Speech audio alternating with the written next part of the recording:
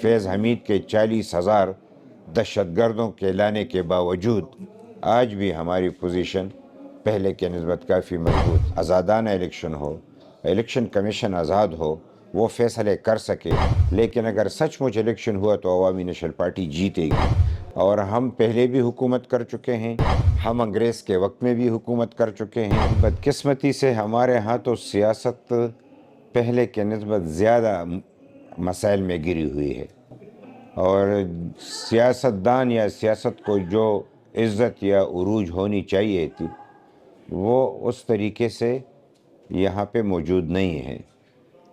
سیاسی فضا بھی اس طریقے سے موجود نہیں ہے۔ دہشت گردی کا علم ہے، بدامنی کا یعنی یہاں پہ پیریڈ لگائے گئے ہیں۔ اتنی بدامنی ہے کہ آپ تصور نہیں کر سکتے، دہشت گردی اتنی ہے کہ تصور نہیں کر سکتے۔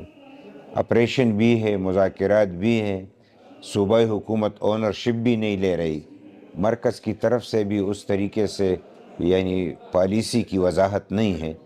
ہم تو سمجھتے ہیں کہ پہلے کے نسبت صورتحال کافی بگڑ چکی ہے۔ یہاں پہ ایمانداری سے شفاف الیکشن ہو، آزادانہ الیکشن ہو، الیکشن کمیشن آزاد ہو، وہ فیصلے کر سکے تو عوامی طاقت عوامی نیشنل پارٹی کے پاس ہے، اور یہ آج کی نہیں ہے، یہ انگریزوں کے وقت سے ہے۔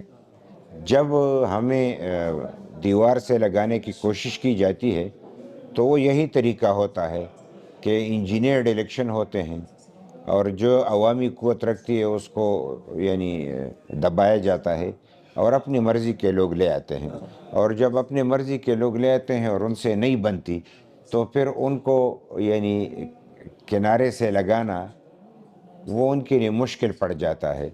تو ایسی صورتحال ضرور ہے، لیکن اگر سچ مچ الیکشن ہوا تو عوامی نیشنل پارٹی جیتے گی۔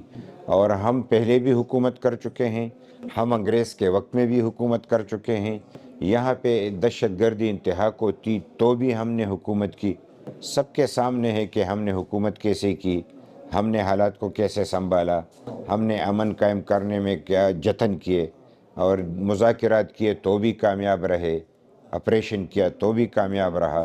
اور آج بھی خدا کے فضل و کرم سے لوگ یعنی امن کو خراب کرنے کی کوشش کر رہے ہیں، لیکن ہمارے وقت کے جو معاہدے تھے، جو طریقہ کار تھا، جو امن تھا، وہ آج بھی ملکنڈ ڈویژن میں قائم ہے۔ سب یعنی فیض حمید کے 40,000 دہشت گردوں کے لانے کے باوجود آج بھی ہماری پوزیشن پہلے کے نسبت کافی مضبوط ہے۔